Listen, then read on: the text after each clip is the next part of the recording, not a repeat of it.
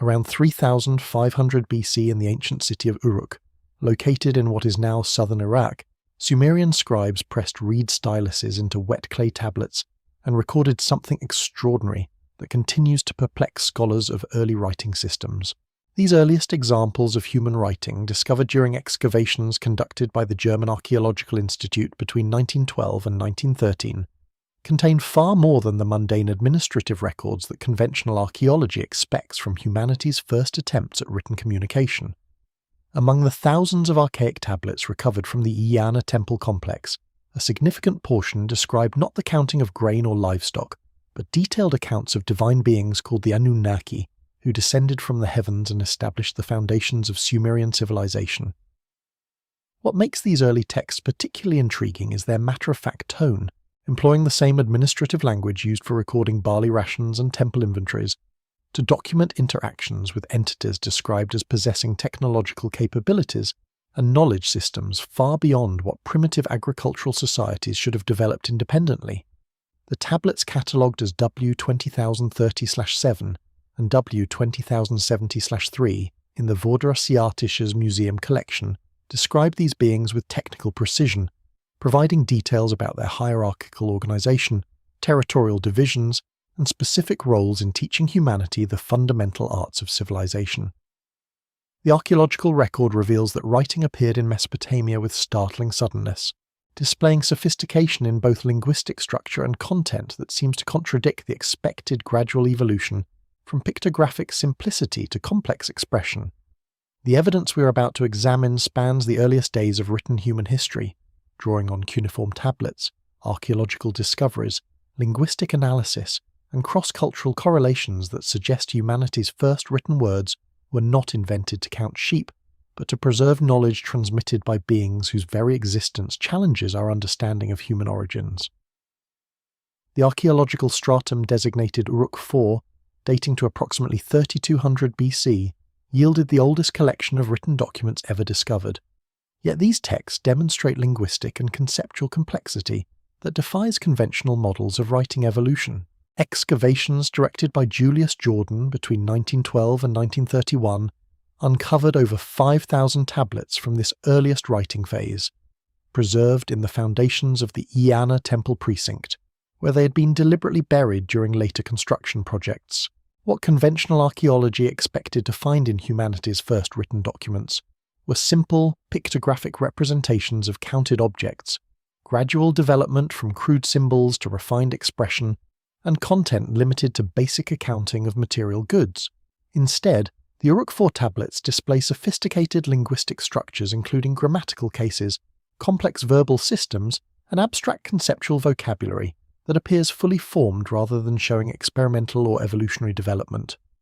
The tablets designated in the Vordrasjatisches Museum collection as W20030 through W20147 demonstrate writing competency that exceeds what should be possible for a civilization's first generation of scribes.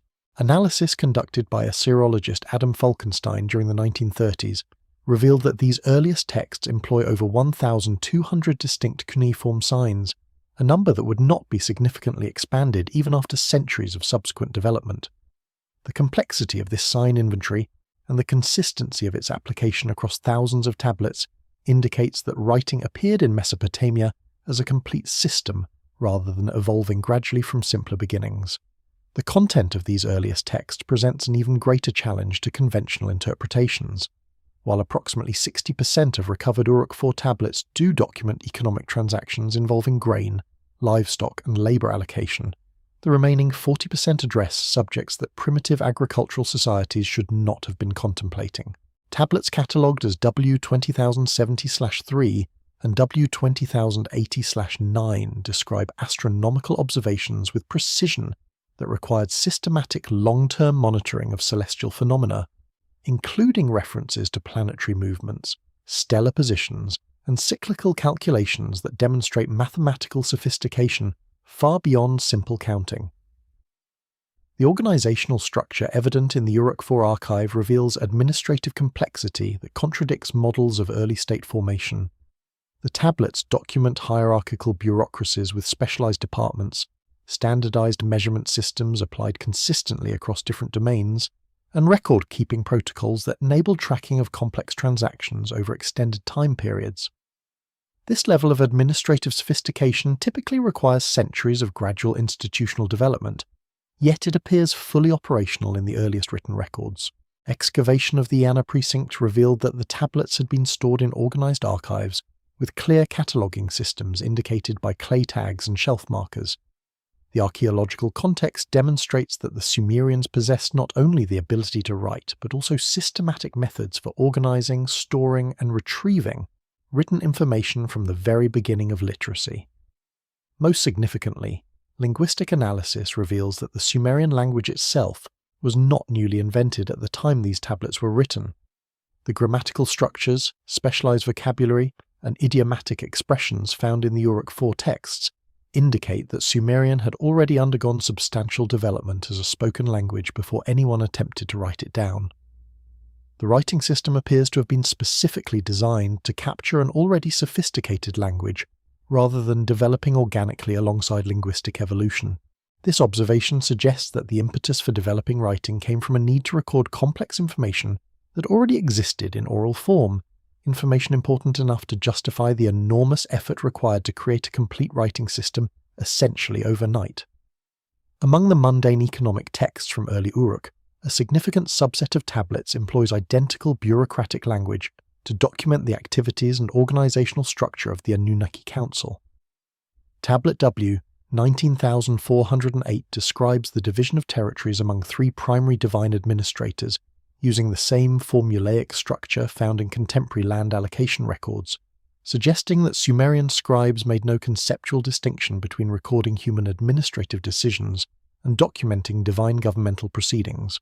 The tablet begins with the standard administrative header found on land grant documents, then proceeds to describe how Anu received authority over the upper regions, Enlil governed the atmospheric and terrestrial domains, and Enki administered the subterranean realms and waters. The matter-of-fact tone and bureaucratic precision of these descriptions indicate the scribes were recording what they understood to be actual administrative arrangements, rather than composing religious mythology or theological speculation. The territorial divisions described in these administrative texts correspond precisely to geographical and functional domains that later Mesopotamian civilization would continue to recognize for thousands of years. Anu's domain encompassed the northern regions, including the areas that would become Anatolia and the Caucasus Mountains, territories that maintained special sacred status throughout Mesopotamian history. Enlil's central domain covered the heartland of Mesopotamia, including the cities of Nippur, Kish, and Babylon, the political and religious centers that would dominate the region. Enki's southern territories included the marshlands near the Persian Gulf and the underground water systems that fed Mesopotamian agriculture, domains that perfectly matched his attributed expertise in hydraulic engineering and water management. Administrative Tablet W 19,562 provides even more detailed information about the governmental structure, describing subordinate administrative positions held by what the text calls the lesser Anunnaki or Igigi. These beings are assigned specific functional responsibilities including oversight of mining operations, agricultural development, construction projects, and astronomical observations. The tablet employs standard Sumerian administrative terminology to describe their duties, working conditions, and reporting relationships within the divine hierarchy. The precision of this organizational documentation matches exactly the administrative records describing human labor forces and governmental bureaucracies, suggesting that the scribes were applying familiar record-keeping methods to document a parallel administrative system. The integration of divine and human administrative records within the same archival system reveals how the Sumerians conceptualized their relationship with the Anunnaki. Rather than viewing these beings as transcendent supernatural entities existing in a separate metaphysical realm, the tablets describe them as physical administrators who governed territories, managed resources, and maintained organizational structures that operated according to the same principles as human governments. This administrative approach to describing divine beings appears throughout the earlier Sumerian texts, creating a documentary record that reads more like governmental archives than religious literature.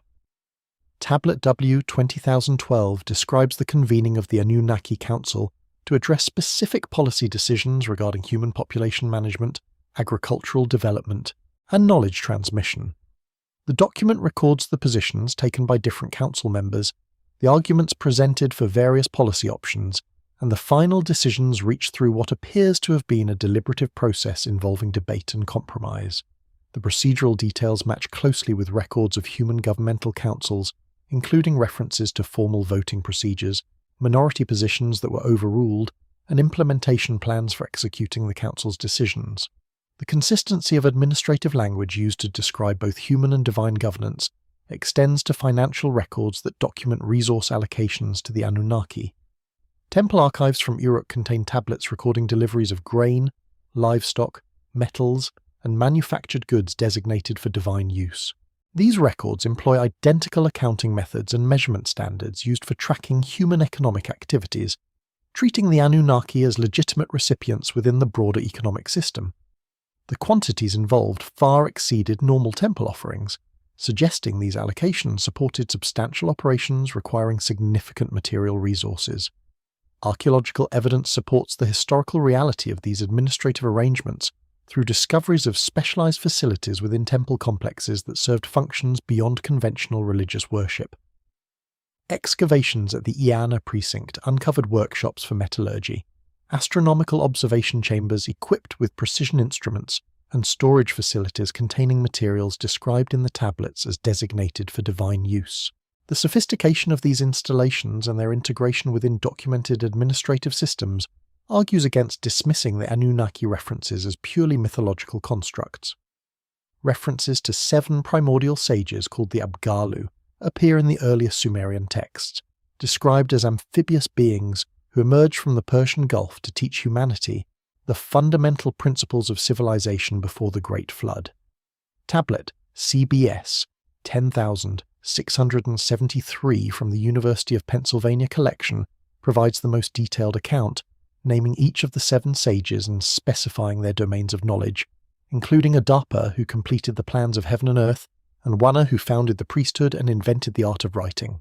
The text describes these beings as possessing fish-like characteristics that allowed them to live both in water and on land, a detail that appears consistently across multiple independent sources, spanning thousands of years of Mesopotamian literary tradition. The Babylonian priest-historian Berossus, writing in the 3rd century BC but drawing from much earlier temple archives, provided Greek audiences with detailed descriptions of these beings that matched the Sumerian accounts with remarkable precision. Berossus described the first sage Oannes, the Greek rendering of Uana, as an amphibious creature who emerged daily from the Persian Gulf to teach the inhabitants of Mesopotamia the skills necessary for civilized life. According to Berossus, Oannes instructed humans in writing, mathematics, agriculture, construction techniques, legal principles, and astronomical observation before returning to the sea each evening. The systematic nature of this instruction and the comprehensive scope of knowledge transmitted suggest a deliberate educational program rather than random cultural contact.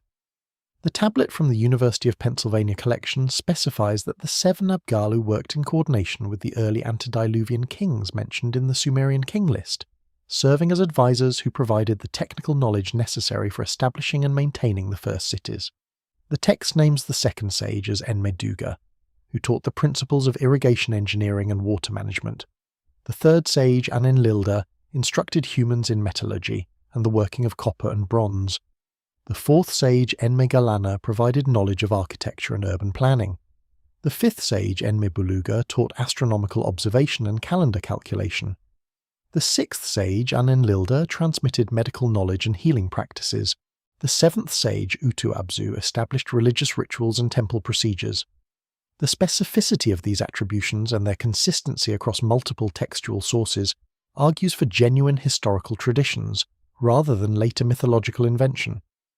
Archaeological evidence from pre-Sumerian sites provides physical support for the existence of advanced knowledge systems that predate known Mesopotamian civilizations. Excavations at Tel Es-Sarwan in central Iraq, conducted between 1964 and 1968, uncovered a settlement dating to approximately 6000 BC that displayed sophisticated understanding of astronomy, mathematics, and hydraulic engineering. The site contains the earliest known examples of irrigation canals designed according to precise mathematical principles, suggesting access to advanced knowledge that appeared suddenly rather than developing gradually. The pottery discovered at Tellissauwan exhibits decorative patterns that encode astronomical observations of remarkable precision, including accurate tracking of planetary movements and stellar positions that required sophisticated observational capabilities.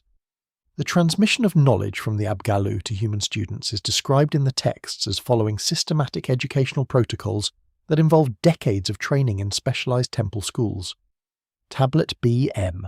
78,942 from the British Museum collection describes the curriculum followed by students of the sages, which included extensive instruction in mathematics, beginning with basic arithmetic and advancing through complex geometric and astronomical calculations. Students learned to use specialized instruments for measuring celestial positions, calculating calendar cycles, and performing engineering calculations necessary for construction and irrigation projects. The text indicates that only individuals who demonstrated exceptional intellectual capabilities and moral character were accepted into these advanced training programs. The consistency of knowledge systems across early Mesopotamian cities suggests coordination between different educational centers that shared common teaching methods and technical standards derived from the original Abgallu instruction. Mathematical texts from Uruk, Nippur, and Eridu employ identical problem-solving techniques and use standardized terminology that indicates transmission from common sources. Astronomical observation methods show similar standardization across different sites, with consistent reference systems, measurement protocols, and calculation methods that could only result from centralized training. The flood narratives preserved throughout Mesopotamian literature consistently reference the role of the Abgallu in preserving essential knowledge through the Catastrophe. The Epic of Gilgamesh describes how Utnapishtim received detailed technical instructions for constructing his survival vessel from the god Ea, who is identified in other texts as having been instructed by the Abgallu.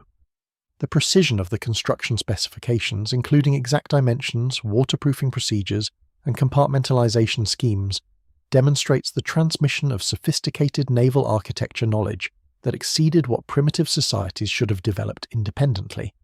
The post-flood period saw the deliberate re-establishment of educational institutions that would continue the work begun by the Abgallu. Temple archives from the Ur-III period describe the founding of scribal schools that explicitly claimed to preserve the knowledge transmitted by the ancient sages. These institutions maintained curricula that included the same subjects originally taught by the Abgallu, ensuring continuity of technical knowledge across the catastrophic break in civilizational development represented by the flood.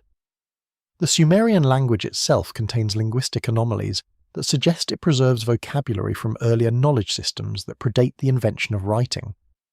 Analysis of the most archaic Sumerian terminology reveals specialized technical vocabulary for astronomical observation, mathematical calculation, and metallurgical processes that appears fully formed in the earliest texts without any evidence of developmental stages or gradual elaboration. Linguistic research conducted by Samuel Noah Kramer during the mid-20th century identified over 300 technical terms in early Sumerian that have no apparent etymological derivation within the language itself, suggesting they were borrowed from an earlier source that has left no other traces in the historical record. These orphan terms cluster heavily in specialized domains that require advanced theoretical knowledge, including astronomy, mathematics, engineering, medicine, and metallurgy. The astronomical vocabulary proves particularly revealing in its sophistication and precision. Early Sumerian texts employ distinct terms for different types of celestial phenomena that demonstrate detailed observational knowledge, including separate words for different phases of planetary visibility, various types of lunar eclipses, and specific stellar configurations associated with navigational and calendrical functions. The term mulapin, literally meaning plough star, designated not just a constellation, but an entire astronomical compendium that encoded complex mathematical relationships between celestial cycles. The precision required to develop such specialized vocabulary demands centuries of systematic observation and theoretical development. Yet this terminology appears fully formed in the earliest written documents.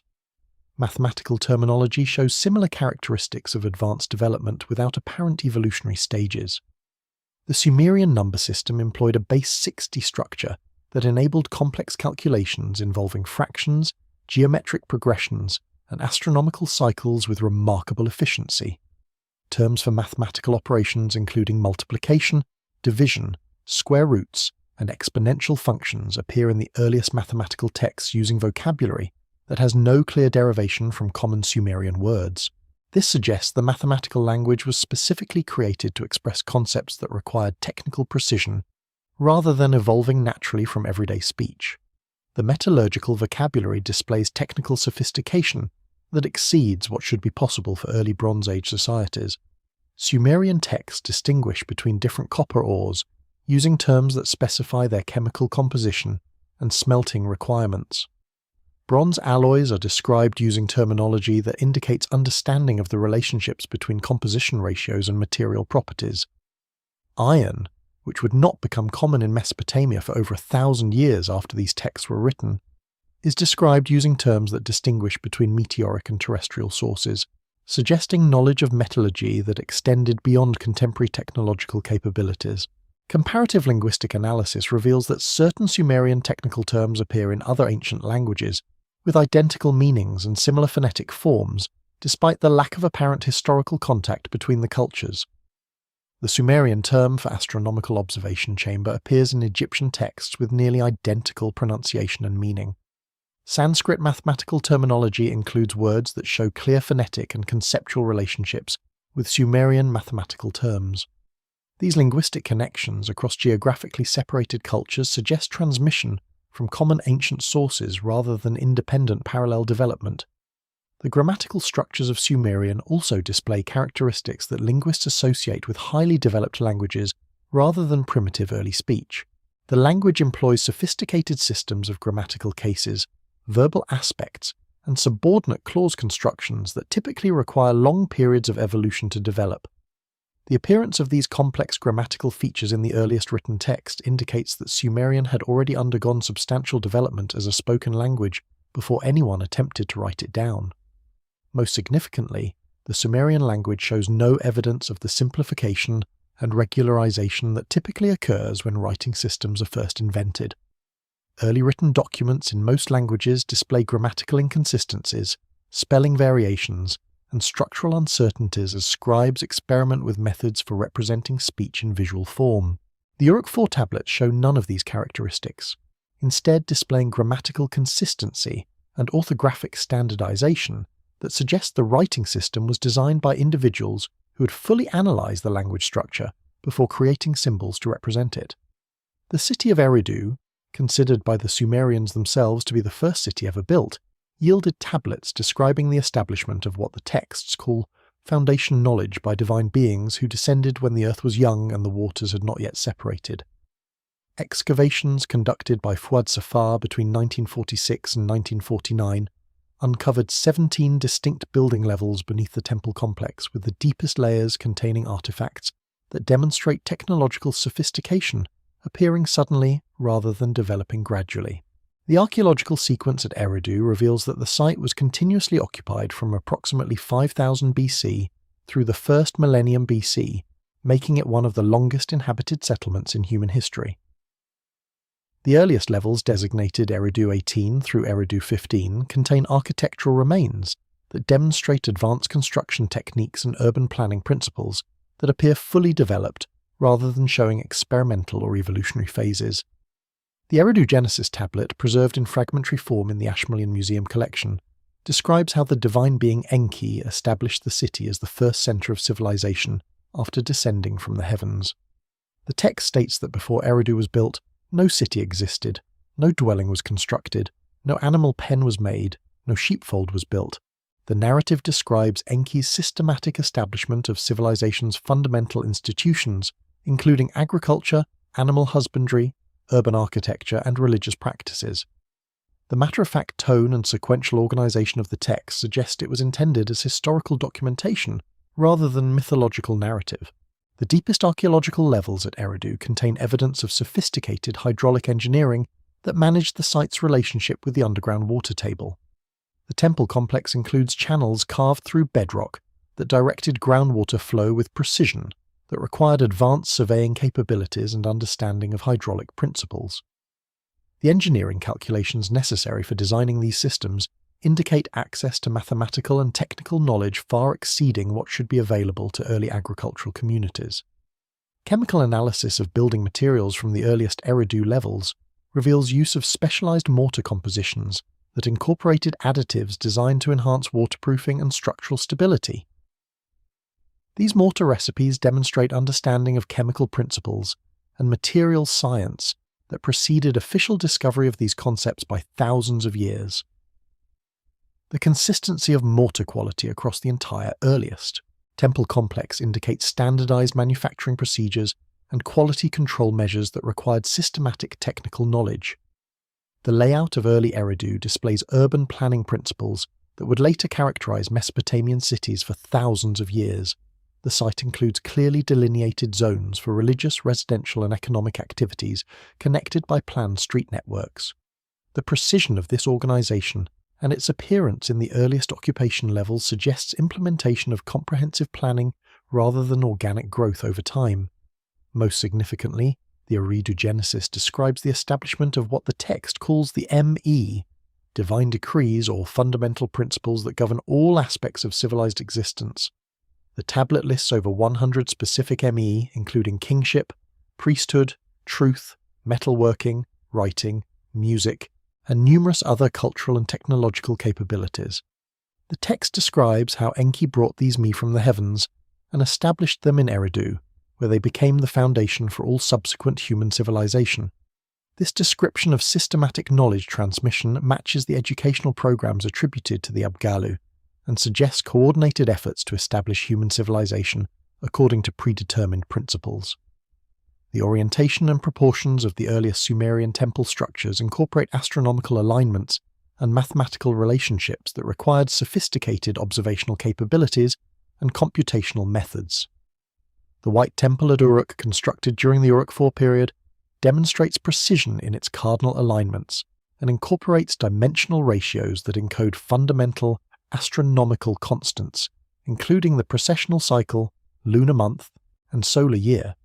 Excavations directed by the German Archaeological Institute between 1929 and 1939 revealed that the White Temple's foundation platform measures exactly 47.5 meters on its eastern side and 42.7 meters on its northern face, creating a ratio of 1.112 that corresponds precisely to the relationship between the solar year of 365.25 days and the lunar year of 354.37 days.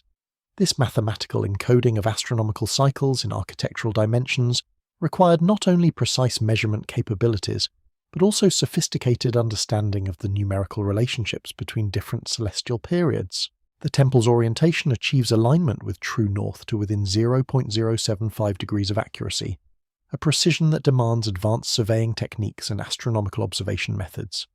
Analysis conducted by archaeoastronomer Anthony Avini demonstrated that achieving this level of accuracy requires the ability to track stellar positions over extended periods and perform complex mathematical calculations to correct for atmospheric refraction and other observational errors.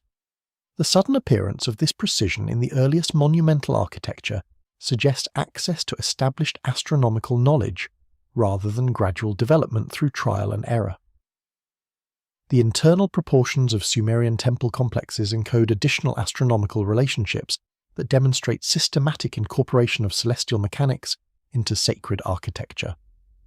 The Iana precinct at Uruk, dating to the same period as the White Temple, displays overall dimensions that incorporate the ratio of 3.1416, matching the mathematical constant pi to 4 decimal places. The courtyard measures 132.8 meters in length and 42.3 meters in width, producing a ratio of 3.1415. This precision exceeds what could be achieved through accidental proportioning and indicates deliberate encoding of mathematical constants into architectural design. The ziggurat platform heights throughout early Sumerian cities display consistent ratios that correspond to astronomical periods when expressed in standard Sumerian measurement units.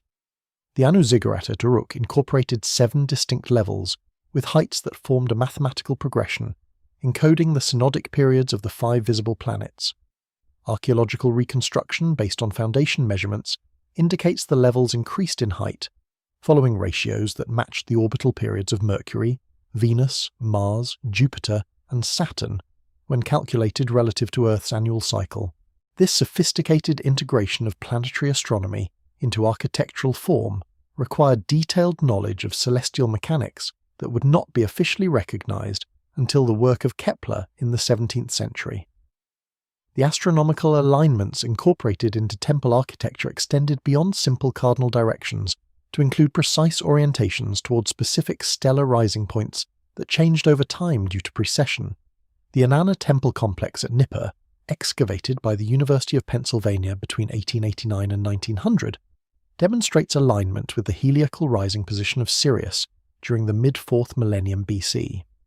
Computer modelling of stellar positions reveals that the temple's primary axis pointed directly toward the horizon position where Sirius would have first become visible before sunrise during the temple's construction period.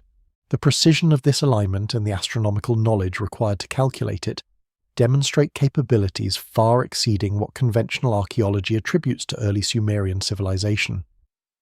Temple foundation deposits discovered during excavations provide additional evidence of astronomical knowledge incorporated into sacred construction.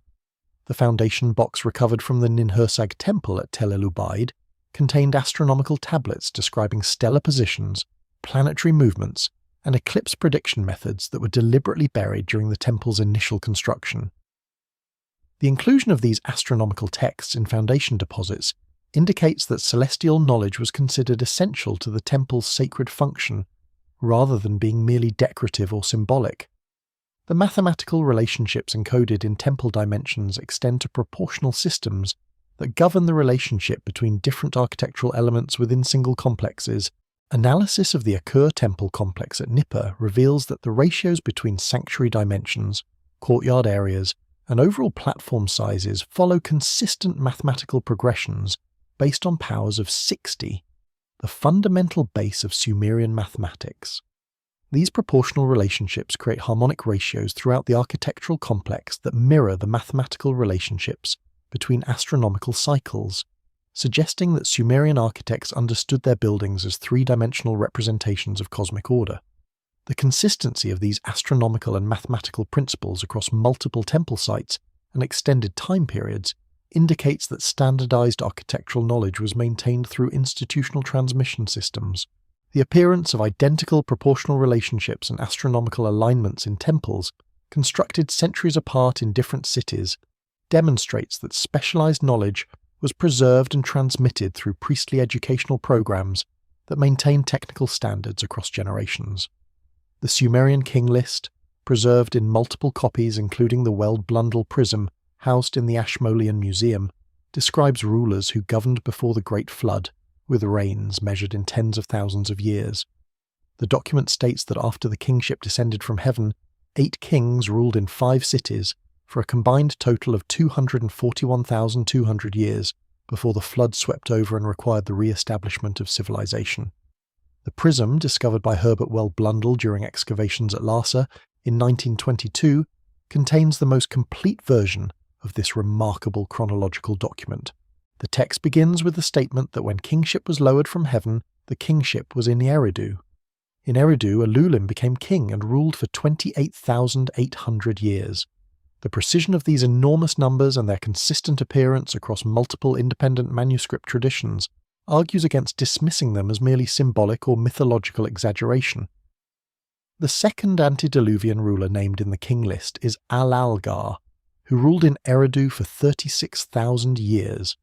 The text then records Enmen-Luana of Bad Tibira, ruling for 43,200 years, followed by Enmen-Gal-Ana of Bad Tibira for 28,800 years. Dumuzid, described as a shepherd from Bad Tibira, ruled for 36,000 years. Ensipadzid-Ana of Lara governed for 28,800 years. Enmen-Durana of Sippar held kingship for 21,000 years, and the final antediluvian ruler, Ubar-Tutu of Shrupak, ruled for 18,600 years. The mathematical relationships between these antediluvian reign lengths reveal sophisticated numerical patterns rather than arbitrary figures. All the reign durations are multiples of 3,600, a number the Sumerians designated by the term Sar. The smallest reign of 18,600 years equals 5 Sars, while the longest reign of 43,200 years equals 12 Sars. This consistent use of the SAR as a base unit for calculating enormous time periods suggests the numbers represent actual calculated durations based on specific temporal measurements rather than random mythological invention.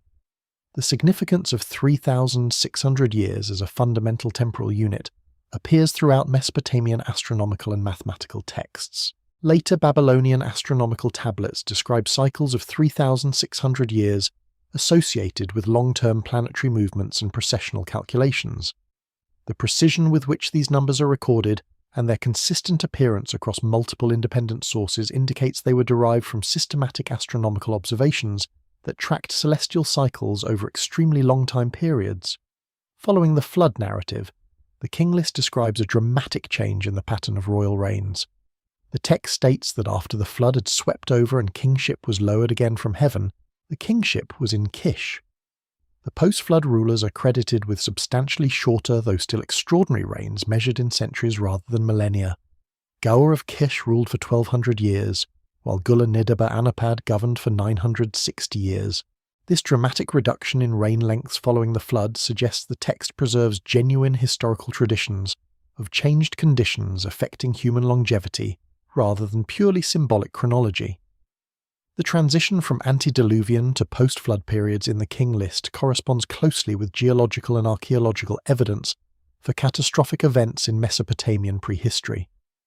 Excavations at Uruk, Kish, and Shuruppak have all revealed substantial flood deposits dating to approximately 2900 BC that separate earlier cultural phases from later Sumerian civilization. The correlation between textual accounts and physical evidence suggests the King List preserves authentic historical memories of actual catastrophic events that disrupted civilizational continuity. The King List's description of kingship being lowered from heaven both before and after the flood indicates that Sumerian tradition understood political authority as deriving from divine sources rather than emerging organically from human social development. This concept of heaven-derived kingship appears consistently throughout Mesopotamian political ideology for thousands of years following the composition of the King List, suggesting it preserves fundamental traditions about the origins of human governance. Comparative analysis of the Sumerian King List with king lists from other ancient cultures reveals striking parallels in their descriptions of extremely long-lived early rulers.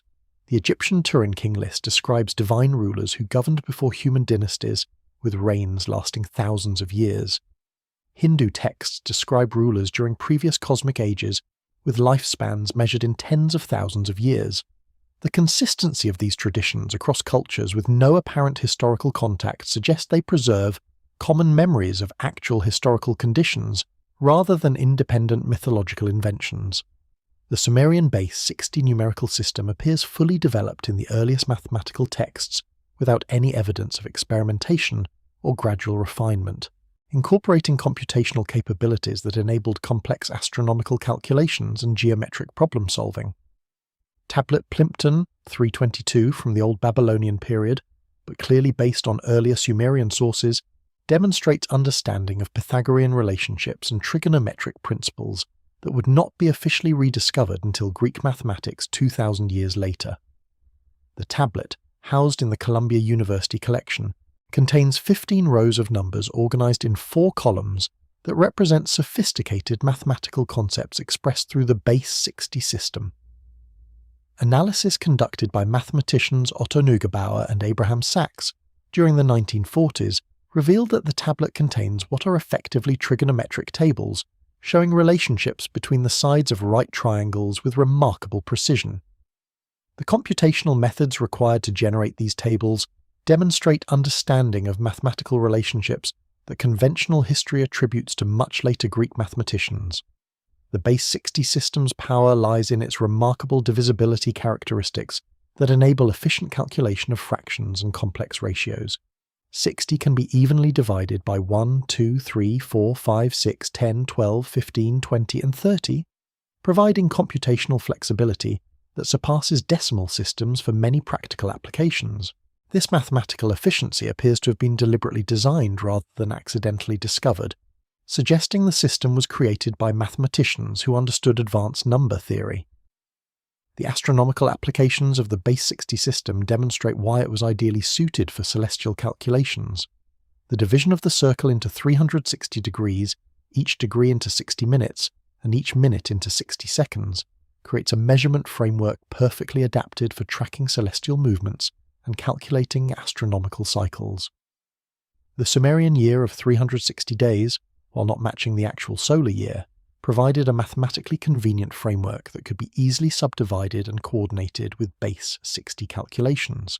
The appearance of this system fully formed in the earliest mathematical texts indicates it was not developed through gradual experimentation, but was instead implemented as a complete system designed for specific computational purposes. Mathematical texts from Uruk and Nippur dating to the mid-3rd millennium BC demonstrate sophisticated applications of the base 60 system to problems involving area calculations, volume determinations, and complex ratio computations. These texts show that Sumerian mathematicians could solve problems that would later be addressed using algebraic methods, though they expressed their solutions through numerical procedures rather than symbolic equations. The computational sophistication demonstrated in these early mathematical texts exceeds what should be possible for a civilization in its formative stages. The transmission of the base 60 system from Sumerian mathematics into later Babylonian Greek and ultimately modern astronomical and temporal measurement systems demonstrates the enduring utility of this mathematical framework. Our contemporary division of hours into 60 minutes and minutes into 60 seconds represents direct inheritance from Sumerian mathematical principles that have remained optimal for timekeeping across thousands of years of technological development. The persistence of this system, despite numerous opportunities for replacement by alternative frameworks, testifies to its fundamental mathematical efficiency. Early Sumerian texts describe metallurgical processes and alloy compositions that demonstrate understanding of chemical principles, exceeding what should have been possible for a nascent Bronze Age civilization. Administrative records from Girsu detail the production of bronze alloys with precisely specified ratios of copper and tin that modern metallurgists recognize as optimal compositions for specific applications, suggesting access to systematic experimental knowledge rather than accidental discovery. Tablet DP 114 from the Louvre collection describes the production of bronze for tool manufacturing using a composition ratio of 88 parts copper to 12 parts tin. This specific ratio produces bronze with optimal hardness and durability characteristics for cutting implements, matching exactly the composition that modern metallurgical research has identified as ideal for tool applications. The precision of this specification and its appearance in administrative texts as standard practice indicates systematic understanding of the relationship between alloy composition and material properties. Additional tablets from Girsu describe different bronze compositions optimized for specific uses, including weapons, statuary, and architectural elements. These texts specify composition ratios ranging from 6% tin for decorative applications requiring maximum malleability to 18% tin for weapons requiring maximum hardness. The systematic variation of alloy compositions based on intended use demonstrates understanding of material science principles that would not be formally recognized until the development of modern metallurgy. The administrative organization of Sumerian metal production reveals sophisticated quality control systems that ensured consistent alloy compositions across large production runs. Temple workshops employed specialized metallurgists who maintained standardized recipes, conducted quality testing of finished products, and documented production processes in detailed records. This level of industrial organization and technical standardization typically requires centuries of gradual development, yet it appears fully operational in the earliest Sumerian administrative archives. Chemical analysis of surviving bronze artifacts from early Sumerian sites confirms that actual production matched the specifications documented in administrative texts. Spectroscopic analysis of tools, weapons, and decorative objects reveals alloy compositions that cluster tightly around the ratios specified in the tablets, demonstrating effective implementation of documented metallurgical knowledge. The consistency between textual specifications and physical artifacts argues for genuine technological capability rather than theoretical knowledge that exceeded practical application. Early Sumerian texts also describe advanced smelting techniques that employed sophisticated understanding of chemical reactions and thermal management. Tablets from Ur describe the use of specific flux materials to facilitate copper extraction from ores, including combinations of minerals that modern chemistry recognizes as effective for removing impurities and lowering melting temperatures. The precision with which these flux compositions are specified indicates systematic experimental development of optimal smelting procedures. Most significantly, early Sumerian texts contain references to iron working that predate the conventional Iron Age by over 1,000 years. Administrative records from the mid-3rd millennium BC describe iron objects using terminology that distinguishes between meteoric iron, obtained from meteorite fragments, and terrestrial iron extracted from ores. This distinction demonstrates awareness of iron sources and properties that suggests genuine metallurgical experience rather than theoretical speculation. The Egyptian concept of Neteru as divine beings who established civilization during the Zep Tepi or First Time parallels the Sumerian Anunnaki accounts with remarkable precision in both chronology and attributed capabilities. The Turin King List and Pyramid texts describe divine rulers who governed Egypt before human dynasties, credited with introducing writing, astronomy, architecture, and governance systems that match the domains attributed to the Sumerian Abgallu. The Turin Papyrus, discovered by Italian explorer Bernardino Drovetti in 1822, presents a chronological sequence beginning with the rule of Ptah followed by Ra, Shu, Geb, Osiris, Seth, and Horus. Each of these divine monarchs is credited with introducing specific technologies and administrative systems that transformed the Nile Valley from primitive settlements into a unified civilization. The papyrus indicates that Ptah's reign lasted 9,000 years, during which he established the principles of architecture and metallurgy that would characterize Egyptian construction for millennia. The correlation between Egyptian Neteru and Mesopotamian Anunnaki becomes apparent through detailed analysis of their attributed domains and capabilities. Ptah's role as creator god and master of craftsmanship directly parallels Enki's position in Mesopotamian tradition as the divine being responsible for technological innovation and the establishment of civilized arts. Both figures are described as possessing the ability to shape matter according to divine principles and as having taught humans the fundamental crafts necessary for advanced civilization. Ra's dominion over solar phenomena and his role as supreme ruler corresponds closely to Anu's position as head of the Mesopotamian divine hierarchy. Both entities are portrayed as maintaining oversight of cosmic order while delegating specific administrative responsibilities to subordinate divine beings. The astronomical knowledge attributed to Re in Egyptian sources mirrors the celestial expertise assigned to Anu in cuneiform texts, including the ability to predict eclipses and calculate planetary movements with extraordinary precision. The administrative structure described in Egyptian sources for the Zep Tepi period reveals organizational principles that mirror those found in Mesopotamian accounts of Anunnaki governance. The Palermo stone, a basalt stela dating to the 5th dynasty, preserves records of divine rulers that indicate systematic territorial management and resource allocation. The stone describes how each divine ruler maintained specific geographical domains, while coordinating activities across the entire Nile Valley through networks of subordinate administrators. Archaeological evidence from Hierakonpolis in Upper Egypt provides physical confirmation of advanced technological capabilities during the pre-dynastic period. Excavations conducted by James Quibell and Frederick Green between 1897 and 1899 uncovered artifacts demonstrating sophisticated metallurgy, astronomy, and hydraulic engineering that predate the establishment of the first pharaonic dynasties by several centuries. The Hierakonpolis painted tomb, designated Tomb 100 in archaeological records, contains wall paintings depicting beings with characteristics corresponding to descriptions of divine instructors in both Mesopotamian and Egyptian texts. The Narkada culture artifacts discovered throughout Upper Egypt reveal technological capabilities that appear to have emerged fully formed rather than developing gradually. Pottery from the Narkada II period dating to approximately 3500 to 3200 BC displays astronomical motifs demonstrating detailed knowledge of stellar movements and planetary cycles. Analysis of these decorative patterns by archaeoastronomer Giulio Magli revealed mathematical relationships that correspond to astronomical calculations preserved in Mesopotamian cuneiform tablets, suggesting shared knowledge sources between these geographically separated cultures. More than 500 cultures worldwide preserve detailed flood narratives that share specific elements including advance warnings to selected individuals, construction of survival vessels with precise specifications, preservation of animals and seeds, and landing on sacred mountains after waters receded.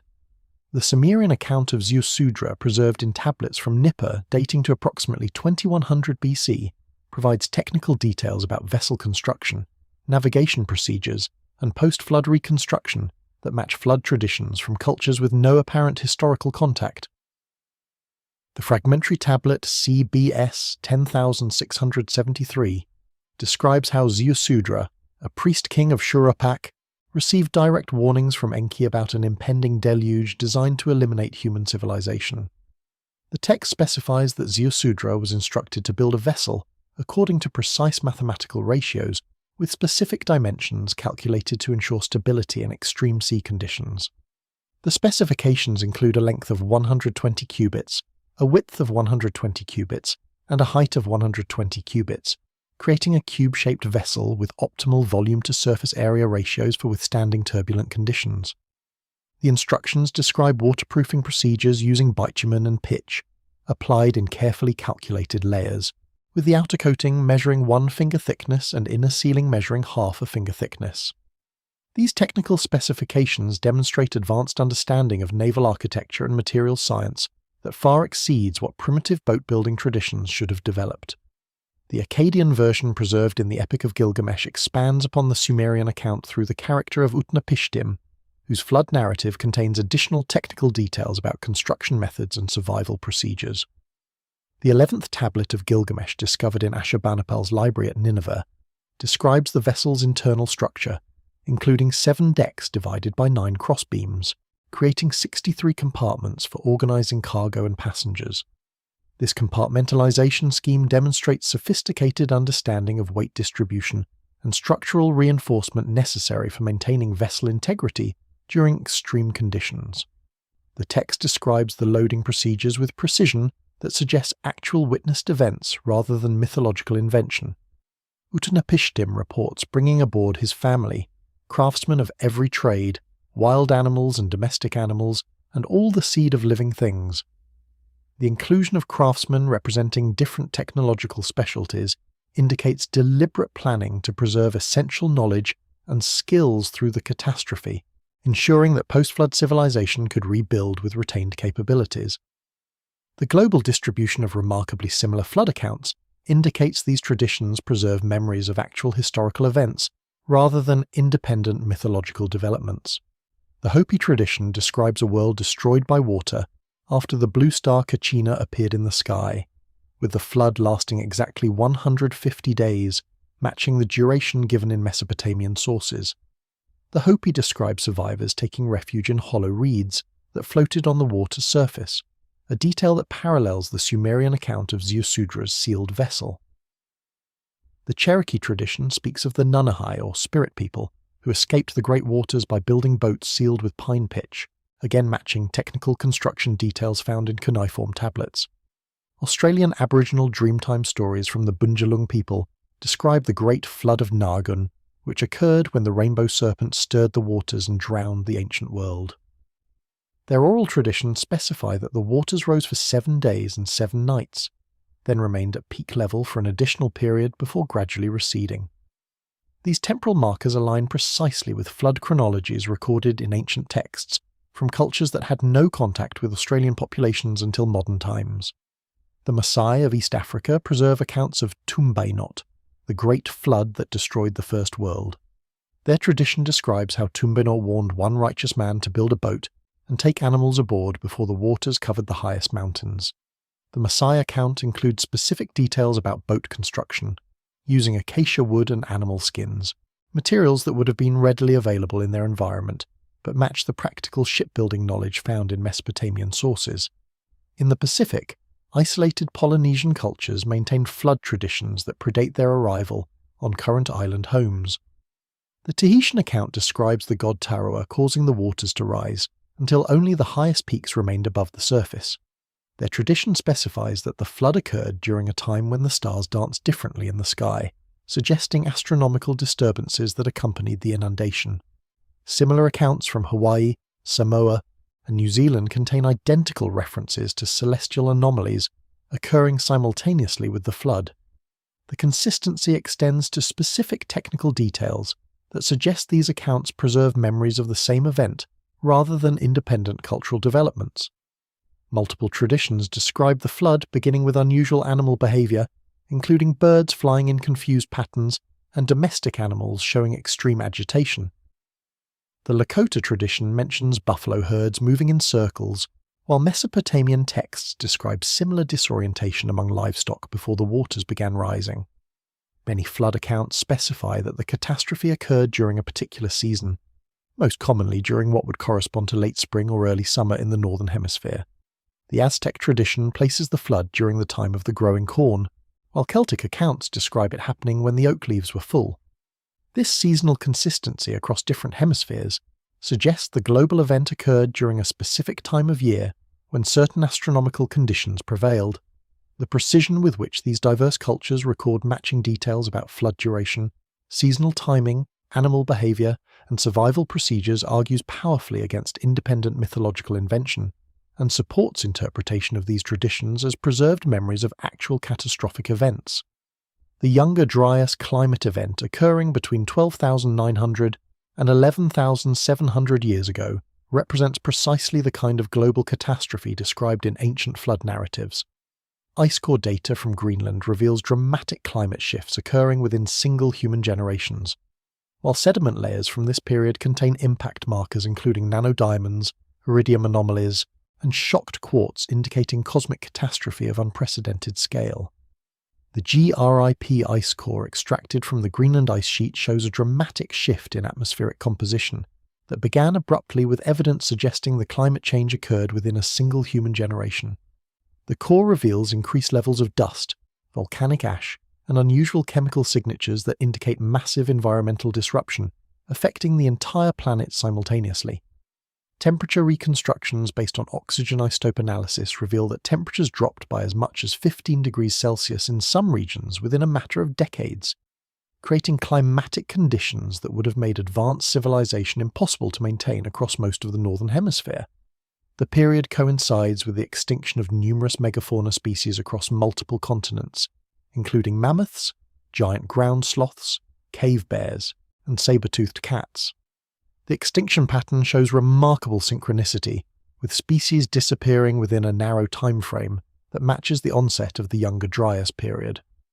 This mass extinction event eliminated approximately 75% of large mammal species in North America and significant percentages on other continents, indicating environmental disruption of unprecedented severity.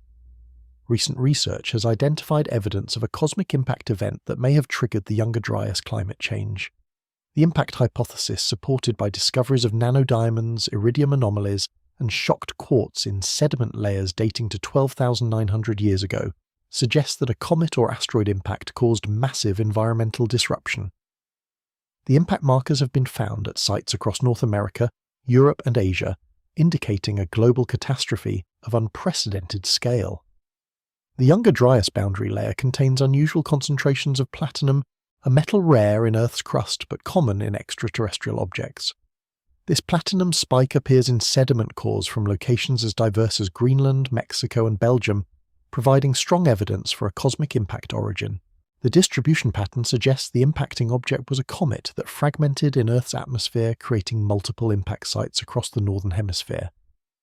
Carbon spherules found in Younger Dryas sediments show evidence of exposure to temperatures exceeding 2200 degrees Celsius consistent with impact-generated fires that would have burned across vast areas. These microscopic particles contain trapped gases with isotopic signatures matching those found in impact craters, providing additional evidence for the cosmic catastrophe hypothesis. The spherules appear in concentrations that suggest continental-scale wildfires burned for extended periods. The impact event would have generated massive tsunamis as fragments struck ocean areas, creating waves hundreds of meters high that could have traveled thousands of kilometers inland. Computer modeling of potential impact scenarios shows that a fragmented comet striking the North Atlantic could have produced tsunamis capable of inundating coastal areas across multiple continents. These waves would have carried marine sediments far inland, evidence of which has been found in geological layers corresponding to the Younger Dryas period. The correlation between this geological catastrophe and the flood narratives preserved in ancient traditions becomes apparent through comparison of dates and described effects. The Younger Dryas event occurred approximately 12,900 years ago, matching closely with flood chronologies calculated from ancient king lists and genealogical records. The global nature of the environmental disruption matches the worldwide flood traditions, while the sudden onset and catastrophic effects correspond to descriptions of rapid inundation and civilizational destruction. Submerged ruins discovered off the coasts of India, Japan, and the Mediterranean demonstrate that sophisticated urban centers existed in areas now beneath hundreds of feet of water, consistent with construction during periods when sea levels were substantially lower. The underwater city of Dwarka off the coast of Gujarat matches descriptions in Hindu texts of Krishna's capital, while marine archaeology has revealed massive stone structures at depths of up to 40 meters, constructed using precision megalithic techniques. Marine archaeological surveys conducted by the National Institute of Ocean Technology have revealed extensive stone structures including walls, gates, and what appear to be harbour facilities constructed from precisely fitted megalithic blocks. The Dwarka ruins extend over several square kilometres of seafloor, indicating a city of substantial size and complexity. Underwater excavations have recovered artefacts including pottery, tools, and architectural elements that match descriptions found in the Mahabharata and other ancient texts. Carbon dating of organic materials found within the structures indicates construction periods spanning several millennia, with the oldest elements dating to approximately 9,000 years ago. The construction techniques observed at underwater Dwarka demonstrate sophisticated engineering knowledge, including the use of interlocking stone joints that could withstand seismic activity and tidal forces. The harbour facilities include what appear to be docking areas designed for large vessels, suggesting the city supported extensive maritime trade. Near the Japanese island of Yonaguni, underwater surveys have documented massive stone structures that appear to show clear evidence of artificial construction. The Yonaguni monument consists of stepped pyramids, terraced platforms, and what appear to be ceremonial pools carved from solid bedrock. The structures extend over an area of approximately 60 by 50 metres and reach depths of 25 metres below current sea level. The geometric precision of the Yonaguni structures includes right angles, straight edges, and parallel surfaces that would be extremely unlikely to occur through natural geological processes. Tool marks visible on the stone surfaces show evidence of cutting and carving techniques, while the overall layout suggests deliberate architectural planning. The structures include features that appear to be staircases, corridors, and ceremonial chambers arranged in complex patterns. Dating of the Yonaguni monument is complicated by its underwater location, but geological evidence suggests the area was above sea level during the last ice age when ocean levels were approximately 120 metres lower than today. The structures would have been submerged as sea levels rose following the end of the ice age, placing their construction period between 12,000 and 10,000 years ago. This dating places the monument's creation during or shortly after the Younger Dryas period. In the Mediterranean, underwater archaeological surveys have identified numerous submerged settlements along coastlines that were exposed during lower sea levels. Off the coast of Alexandria, Egypt, marine archaeologists have discovered the remains of ancient pharaohs, including massive stone blocks, columns, and statues that once formed part of the famous lighthouse. These ruins extend far beyond the known historical boundaries of the ancient city, suggesting much larger urban areas existed when sea levels were lower. The submerged city of Pavlopetri off the coast of Greece represents one of the most complete underwater archaeological sites ever discovered. The settlement includes streets, buildings, courtyards, and what appears to be a sophisticated water management system. The site covers approximately 30,000 square metres and contains structures dating to at least 5,000 years ago, though some elements may be significantly older.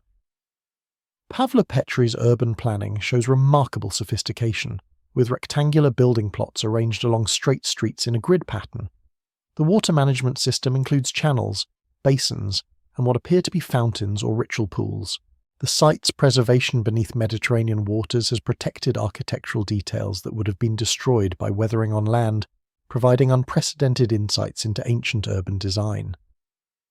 Sumerian texts describe the deliberate establishment of educational institutions designed to preserve essential knowledge through catastrophic periods when direct divine guidance would be withdrawn. Temple archives from Babylon and Nippur document sophisticated curricula for training priests in astronomy, mathematics, medicine, and ritual procedures that would maintain technological capabilities across generations even during civilizational collapse. Tablet CBS 15,623 describes the establishment of what it terms houses of sealed wisdom beneath major temple complexes throughout Mesopotamia. These underground archives represented far more than simple storage facilities, but constituted sophisticated preservation systems designed to maintain both physical texts and technological artifacts across millennia of potential neglect or catastrophe. The most detailed account of archive construction appears in the Nippur temple records, specifically Tablet N 456, which describes the excavation of deep chambers beneath the Ekur complex during the reign of Uruk. The text provides precise measurements for these chambers, specifying depths of 42 cubits below the temple foundation and internal dimensions that created rooms capable of housing thousands of tablets along with larger artifacts. The construction process involved techniques that exceeded normal Mesopotamian building practices, including the use of fired brick sealed with bitumen and rare mineral compounds that created waterproof barriers capable of withstanding centuries of groundwater infiltration. Archaeological investigation of the Nippur site has confirmed the existence of these underground chambers, though their full extent remains incompletely explored due to modern water table issues and structural concerns about the overlying ruins. Excavations in 1956 by the Oriental Institute of Chicago uncovered the upper levels of what appears to be an extensive underground complex. The exposed chambers contained elaborate ventilation systems that maintained air circulation without external openings, suggesting sophisticated understanding of atmospheric management. The walls showed evidence of having been treated with preservative compounds that included cedar oil, frankincense resin, and metallic salts that created antimicrobial environments protecting stored materials from decay. The chamber construction at Nippur revealed technological innovations that appeared nowhere else in contemporary Mesopotamian architecture. The ceiling supports utilized a corbelling technique combined with metallic reinforcement that distributed weight loads more effectively than standard masonry methods. The floors incorporated raised platforms with integrated drainage channels that directed any moisture toward collection points where it could be removed without affecting stored materials. Most significantly, the chambers included what appeared to be climate control systems involving carefully positioned air shafts and thermal regulation chambers that maintained stable temperatures regardless of external seasonal variations. Tablet VAT 18,934 describes similar archive construction at Eridu, where the underground complex extended even deeper than the Nippur installation. The Eridu archives, according to this document, were specifically designed to house what the text calls the foundation knowledge, fundamental information about mathematics, astronomy, and natural philosophy that forms the basis for all subsequent human learning. The educational curricula preserved in temple archive records reveal systematic programs for transmitting advanced knowledge across generations. Training programs described in tablets from Babylon detail multi-decade educational sequences that began with basic literacy and numeracy before advancing through progressively more sophisticated subjects, including geometric problem-solving, astronomical calculation, medical diagnosis, and metallurgical procedures. The texts indicate that students underwent rigorous testing at each educational level, with only the most capable individuals advancing to the highest levels of training. The preservation of knowledge through these institutional systems ensured that essential capabilities would survive even catastrophic disruptions to civilization. The mystery school traditions that emerged from these temple educational programs maintained technical knowledge through periods of political collapse and cultural transformation, ensuring continuity of astronomical observation, mathematical calculation, and technological capabilities across millennia. Modern genetic analysis reveals that human populations underwent severe bottleneck events during prehistory, reducing global numbers to small surviving groups before populations expanded again. The most recent major bottleneck occurred approximately 74,000 years ago, coinciding with the Toba supervolcano eruption, but earlier bottlenecks appear in the genetic record at intervals that align with cyclical catastrophe patterns described in ancient traditions. Analysis of human mitochondrial DNA and Y chromosome variation reveals that global human populations were reduced to perhaps as few as 10,000 individuals during the Toba bottleneck event.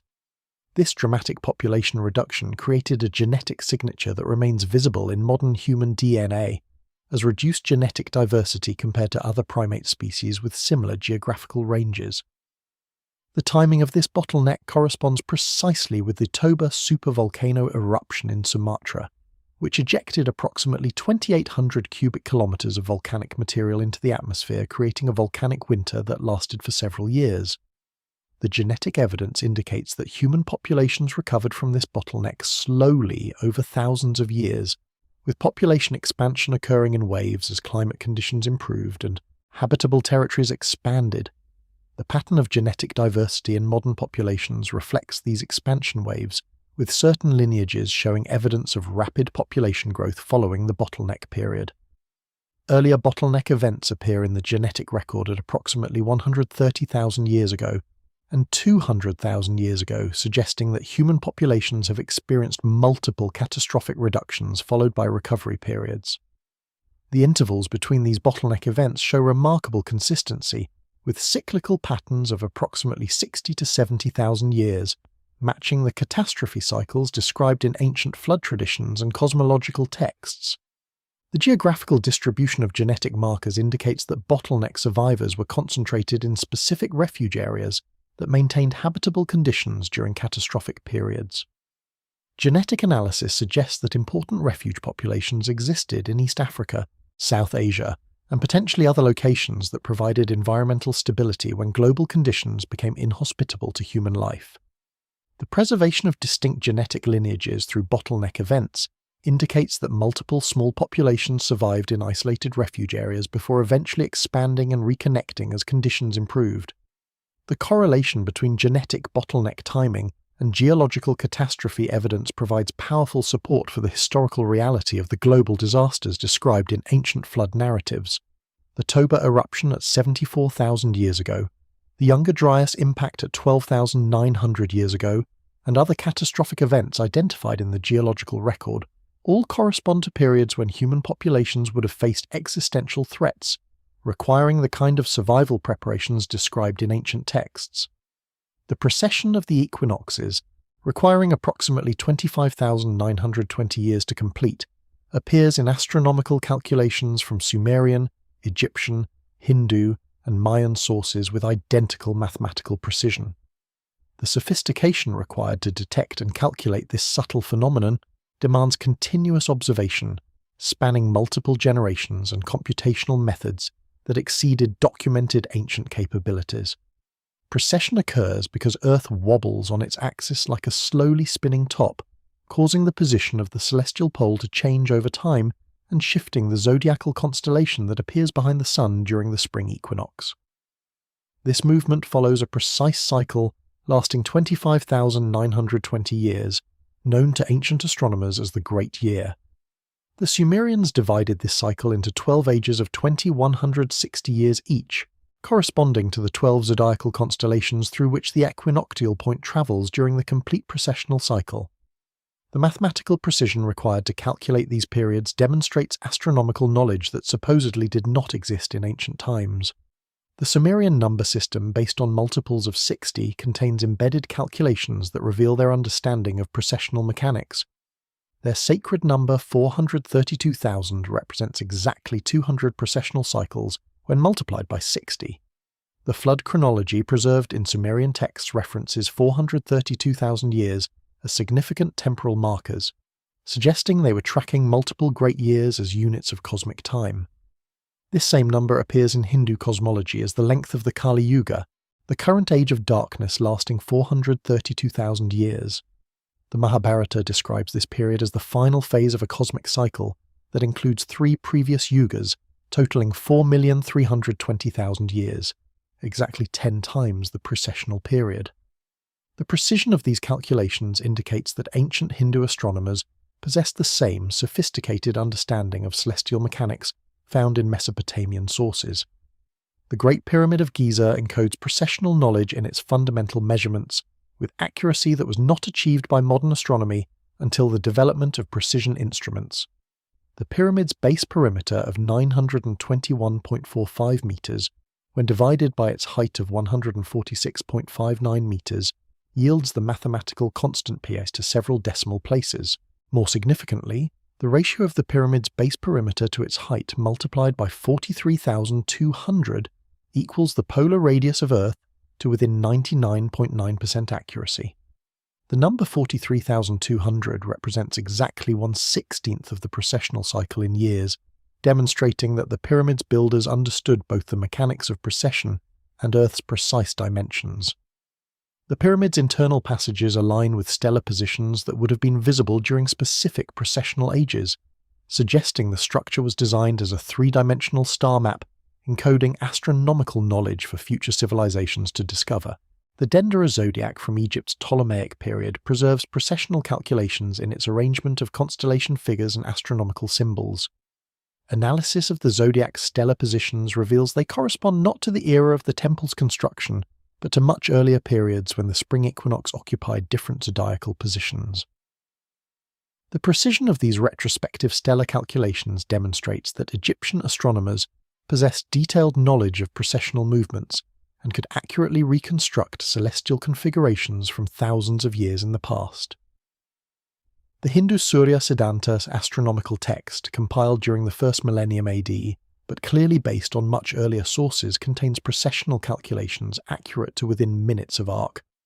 The text describes the movement of the equinoctial point through the zodiacal constellations and provides mathematical formulas for calculating its position during any historical period.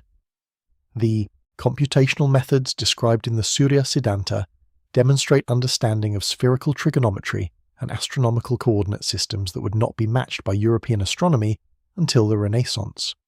The Mayan long count calendar measures time from a creation date corresponding to August 11th, 3114 BC in the Gregorian calendar, marking the beginning of the current cosmic cycle that ended on December 21st, 2012 AD. This 5125-year period represents exactly 1/5 of the precessional cycle, indicating Mayan awareness of the Great Year. The calendar integrates multiple concurrent cycles, including the 260-day sacred calendar, the 365-day solar year, and longer periods measuring Venus cycles, eclipses, and planetary conjunctions. The calendar round combines the sacred and solar calendars in a 52-year cycle that repeats 1,872 times during the complete long count period. These mathematical relationships demonstrate understanding of astronomical mechanics that required continuous observation spanning many centuries.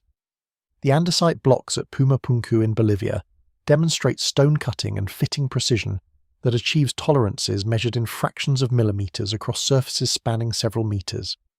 The H-shaped clamps, dovetail connections, and complex interlocking joints require manufacturing capabilities that exceed conventional ancient stoneworking methods, while the transportation of 130-ton blocks across 90 kilometers of difficult terrain remains unexplained.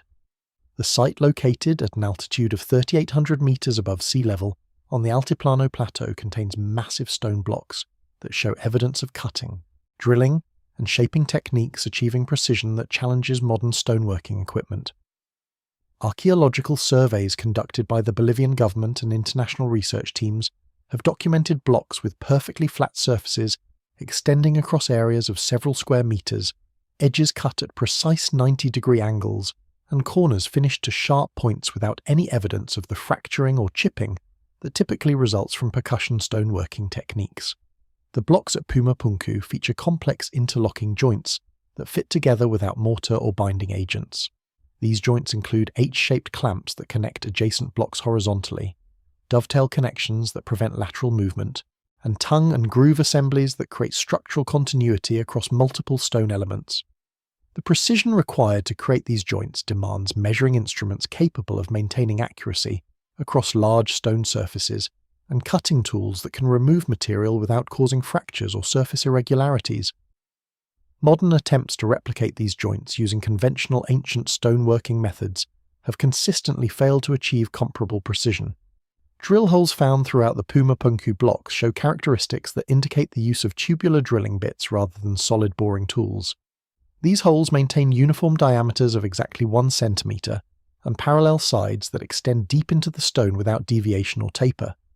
The drilling technique appears to have removed material in a continuous spiral pattern that leaves distinctive tool marks on the hole walls. Analysis of these marks suggests rotational speeds and cutting pressures that would be difficult to achieve with hand-powered equipment, indicating possible use of mechanical drilling devices. The stone surfaces at Pumapunku display finish quality that approaches modern machine tolerances. Flatness measurements across large surfaces reveal deviations of less than 1 millimetre over distances of several metres. This level of precision requires not only advanced cutting techniques, but also sophisticated measurement methods to verify surface accuracy during the manufacturing process. The consistency of surface finish across multiple blocks indicates standardized production methods rather than individual craftsmanship, suggesting organized manufacturing systems with quality control procedures. The transportation and positioning of these massive blocks presents additional technological challenges that conventional archaeology struggles to explain. The nearest source of andesite lies approximately 90 kilometers from Pumapunku across terrain that includes the Altiplano Plateau at elevations exceeding 4,000 meters above sea level. Moving 130-ton blocks across this distance would require engineering capabilities comparable to modern heavy construction equipment, including roads capable of supporting extreme loads and lifting devices that could position blocks with millimeter precision. The construction techniques observed at Pumapunku appear at numerous sites throughout South America, suggesting widespread distribution of advanced stoneworking capabilities during prehistoric periods. Similar precision cutting and fitting methods appear at Sacsayhuaman in Peru, Tiahuanaco in Bolivia, and Ollantaytambo in Peru. The consistency of these techniques across different locations and time periods indicates transmission of standardized knowledge systems rather than independent development of identical capabilities. Chemical analysis of metal clamps found in some Pumapunku joints reveals alloy compositions that include copper, arsenic and nickel in ratios that create materials with enhanced strength and corrosion resistance. These sophisticated alloy formulations demonstrate metallurgical knowledge that exceeded conventional ancient capabilities and suggest deliberate materials engineering rather than accidental alloy discovery. Archaeological discoveries at temple sites throughout Mesopotamia reveal mounting points, alignment markers, and chamber configurations designed for sophisticated astronomical observation. The Esagila temple complex at Babylon contained bronze fittings and stone platforms with precision measurement markings that indicate the former presence of advanced observational equipment capable of tracking stellar positions and planetary movements with extraordinary accuracy.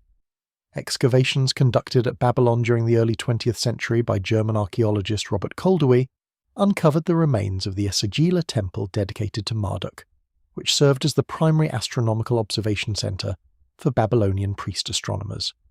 The temple's upper levels, which have been largely destroyed by subsequent construction and erosion, originally contained observation platforms equipped with mounting systems for astronomical instruments. Archaeological investigation of the surviving foundation structures revealed bronze socket fittings embedded in stone platforms with geometric arrangements that suggest they supported rotating instruments for tracking celestial movements. The mounting points discovered at Esagila display precision machining that enabled smooth rotation of heavy instruments while maintaining stable alignment. The bronze sockets incorporate bearing surfaces with tolerances measured in fractions of millimeters, indicating manufacture using advanced metalworking techniques. The geometric arrangement of multiple mounting points suggests they supported coordinated instrument systems that could simultaneously track different celestial objects or measure angular separations between stellar positions. Stone platforms surrounding the instrument mounting points contain carved measurement scales, with markings indicating angular divisions as fine as 1/60th of a degree. These precision scales would have enabled astronomers to record stellar positions and planetary movements with accuracy approaching the limits of naked eye observation. The consistency of scale divisions across multiple platforms indicates use of standardized measurement systems maintained through careful calibration procedures. Chamber configurations within the Esagila complex include features designed to enhance astronomical observation through controlled lighting and precise alignments. Underground chambers with narrow vertical shafts create meridian observation systems that could track the exact moment when celestial objects crossed the north-south line. The shafts incorporate precisely aligned stone guides that define observation sight lines with angular accuracy measured in arc minutes. Additional chambers contain niche arrangements that create artificial horizons for tracking heliacal risings and settings of significant stars. Administrative tablets from Babylon describe the maintenance and operation of astronomical instruments housed in temple observatories. These texts reference bronze mirrors that capture starlight, calculating wheels for determining planetary positions, and speaking stones that record observations. The technical terminology used in these descriptions suggests sophisticated equipment far exceeding simple naked eye observation capabilities. Similar astronomical observation facilities have been discovered at other major Mesopotamian temple sites, including Nippur, Uruk, and Ur. The consistency of design features across different locations indicates standardized observatory construction following established architectural principles. This standardization suggests that astronomical observation was conducted according to coordinated protocols that enabled data sharing and collaborative research among different temple centers. The precision of Babylonian astronomical predictions preserved in cuneiform tablets demonstrates the effectiveness of these observation systems. Eclipse predictions achieved accuracy levels that remained unsurpassed until the development of telescopic astronomy in the 17th century. Planetary position calculations incorporated corrections for atmospheric refraction and other subtle effects that required sophisticated understanding of observational errors and mathematical correction methods. The Antikythera mechanism discovered in 1901 represents technological sophistication that would not be matched until the 14th century AD, creating a 1300-year gap in documented capabilities. X-ray analysis reveals gear trains with tooth counts corresponding precisely to astronomical cycles, differential gearing for complex calculations, and manufacturing precision requiring advanced metalworking tools and mathematical knowledge. The device was recovered by sponge divers exploring a Roman shipwreck off the Greek island of Antikythera at depths of approximately 45 meters. Initial examination revealed a heavily corroded bronze object that appeared to contain gears and mechanical components. But the significance of the discovery was not fully appreciated until detailed analysis was conducted decades later. X-ray tomography and CT scanning performed during the 1970s and refined in subsequent studies have revealed the mechanism's internal structure in unprecedented detail, exposing gear trains with at least 37 bronze gears arranged in complex mechanical relationships. The main gear contains 223 teeth matching the Saros cycle used for eclipse prediction. This 18-year period encompasses 223 lunar months and enables accurate prediction of eclipse timing and characteristics. The incorporation of this specific cycle into the mechanism's design demonstrates that its creators possess detailed knowledge of lunar orbital mechanics and eclipse phenomena. Subsidiary gears track the movements of the Sun, Moon, and known planets through the zodiac using tooth counts that correspond precisely to their synodic periods. The device includes differential gearing that combines the motions of multiple input gears to produce output calculations representing complex astronomical relationships. This mechanical principle was not officially reinvented in European clockmaking until the 16th century, demonstrating that ancient craftsmen understood sophisticated mechanical engineering concepts. The gear teeth are cut with uniform spacing and consistent profiles that ensure smooth operation and accurate calculations. This level of precision demands measurement tools capable of dividing circles into hundreds of equal parts and cutting instruments that can maintain tolerances within fractions of millimeters. The metallurgy required to produce bronze alloys with the necessary strength and corrosion resistance indicates advanced knowledge of metal composition and heat treatment. Analysis of the bronze composition reveals carefully controlled ratios of copper and tin that optimize material properties for precision mechanical components. Inscriptions on the mechanism's fragments reference astronomical phenomena and calendar systems that demonstrate comprehensive understanding of celestial mechanics. The text includes references to the Metonic cycle, a 19-year period that synchronizes solar and lunar calendars, and the Calippic cycle, a 76-year refinement that improves astronomical calculation accuracy.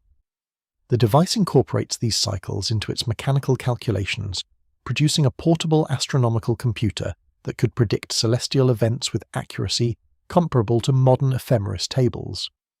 The technological sophistication of the Antikythera mechanism suggests it represents the culmination of a long tradition of mechanical engineering rather than an isolated invention. The complexity of its gear trains and the precision of its astronomical calculations indicate that similar devices must have existed throughout the Hellenistic world, though none have survived to the present day. The mechanism's creators possessed not only the theoretical knowledge to design such a device, but also the practical manufacturing skills to produce it, suggesting widespread technological capabilities that have been lost to history. Recent reconstruction attempts using modern machining equipment have demonstrated that creating a functional replica of the Antikythera mechanism requires sophisticated metalworking capabilities and extensive astronomical knowledge. The precision required for cutting gear teeth, assembling complex mechanical systems, and calibrating astronomical calculations exceeds what most historians assumed possible for ancient civilizations. The Piri Reis map, compiled in 1513, incorporates source materials showing Antarctic coastlines as they appeared before ice coverage, while the Orontius Phaneus map of 1531 depicts interior Antarctic features that match modern, ice-penetrating radar surveys. These cartographic achievements require either advanced ancient exploration of Antarctica during ice-free periods or alternative methods for obtaining geographical data. The Piri Reis map was created by Ottoman Admiral Piri Reis, who explicitly stated in marginal notes that he compiled it from approximately 20 earlier source maps, including charts used by Christopher Columbus and older documents dating to the time of Alexander the Great. The map's most remarkable feature is its accurate depiction of the South American coastline, including correct positioning of the Falkland Islands, an accurate representation of river mouths and coastal features that were not officially explored until centuries after the map's creation. The Antarctic portion of the Piri Reis map shows the continent's coastline as it would appear without ice coverage, including mountain ranges and coastal features that have been confirmed by modern seismic surveys beneath the ice sheet. The map depicts Antarctica connected to South America, a geographical configuration that last existed approximately 6,000 years ago before the formation of the Drake Passage. This dating places the original mapping of Antarctica during a period when the continent may have been partially ice-free and accessible to ancient navigators. The accuracy of longitude measurements in the Piri Reis map presents additional challenges to conventional historical interpretation. The map shows correct longitudinal positioning of South American coastal features, a measurement that requires precise timekeeping instruments that were not available until the development of marine chronometers in the 18th century. The map's accuracy in depicting longitude suggests that its ancient sources were compiled using navigation techniques more advanced than those officially available during the medieval period. The Orontius Phaneus map of 1531 provides another depiction of Antarctica that shows the continent as a separate landmass with accurate proportions and geographical features. The map includes interior details such as mountain ranges and river systems that match the subglacial topography revealed by modern ice-penetrating radar surveys. The accuracy of these interior features suggests that the original cartographers had access to the continent during a period when it was not covered by ice. The Mercator map of 1569 shows Antarctica divided by waterways that correspond to subglacial channels discovered by modern Antarctic research. These channels, hidden beneath kilometers of ice, form natural boundaries that divide the continent into distinct geographical regions. The map's depiction of these features indicates that its creators possessed knowledge of Antarctic geography that would not be officially rediscovered until satellite surveys in the late 20th century. The Buache map of 1754 depicts Antarctica as two separate landmasses divided by a waterway that corresponds to the subglacial transantarctic mountains. This geographical feature, which divides the continent into East and West Antarctica, was not officially recognized until geophysical surveys in the 1950s revealed the bedrock topography beneath the ice sheet. The map's accuracy in depicting this hidden geographical feature suggests access to source materials based on ancient exploration of the continent. The consistency of Antarctic depictions across multiple medieval and Renaissance maps compiled by different cartographers in different regions indicates they were all working from common ancient source materials. The technical accuracy of these maps in depicting coastlines, interior features, and geographical relationships that were not officially known until modern times argues powerfully for the existence of advanced ancient exploration and mapping capabilities. Comparative linguistic analysis reveals technical vocabulary shared between Sumerian, Egyptian, and Sanskrit that suggests common knowledge sources rather than independent development. Terms for astronomical phenomena, Mathematical concepts and metallurgical processes show derivation from identical roots across languages with no apparent historical contact, indicating transmission from shared ancient sources. The Sumerian word for astronomical observation chamber, designated as gigunu in cuneiform texts, appears in Egyptian hieroglyphic writings as a nearly identical phonetic form meaning celestial observation platform. This linguistic parallel extends beyond superficial similarity to encompass identical technical meanings and usage contexts in astronomical texts from both cultures. The probability of independent development of identical technical terminology with matching phonetic forms and precise conceptual correspondence approaches zero, suggesting instead transmission from common ancestral knowledge systems. Mathematical terminology demonstrates even more striking cross-cultural consistency. The Sumerian term for geometric calculation involving circular measurements appears in Sanskrit mathematical texts with virtually identical pronunciation and meaning.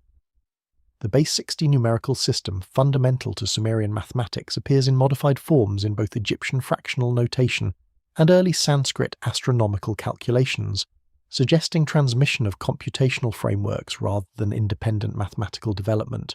Technical vocabulary for metallurgical processes shows systematic correspondence across these ancient language families.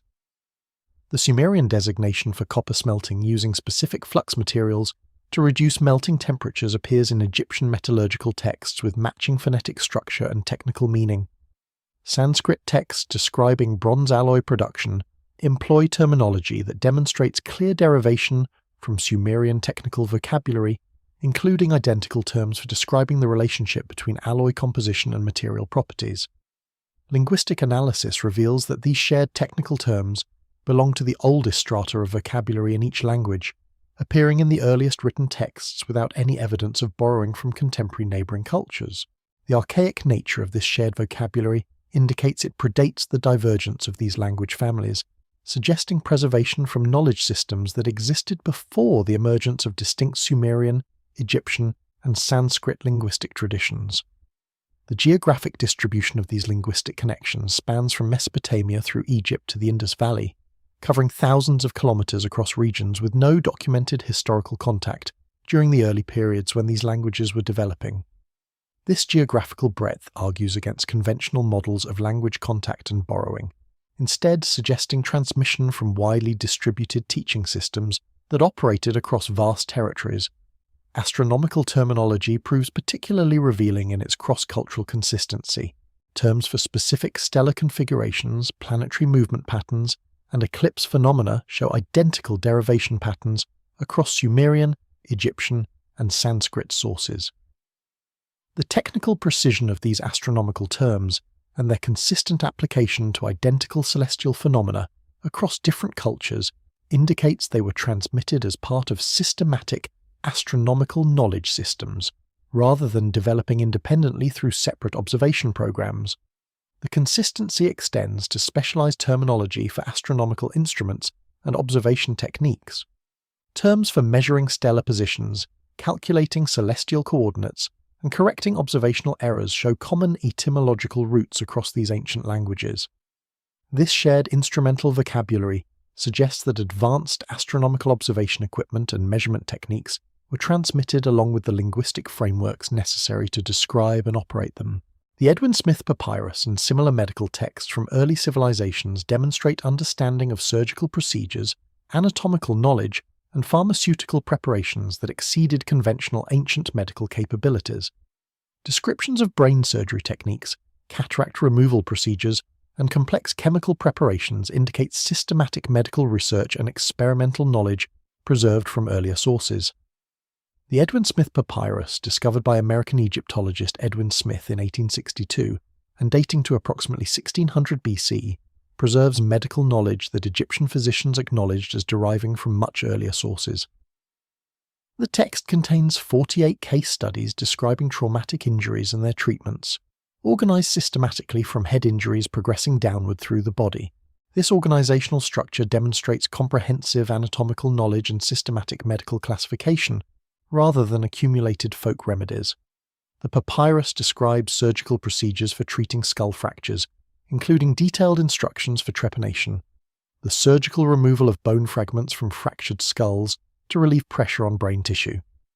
The text provides specific guidance on identifying which skull fractures require surgical intervention, techniques for accessing the injury site, methods for removing damaged bone without causing additional trauma, and post-operative care procedures.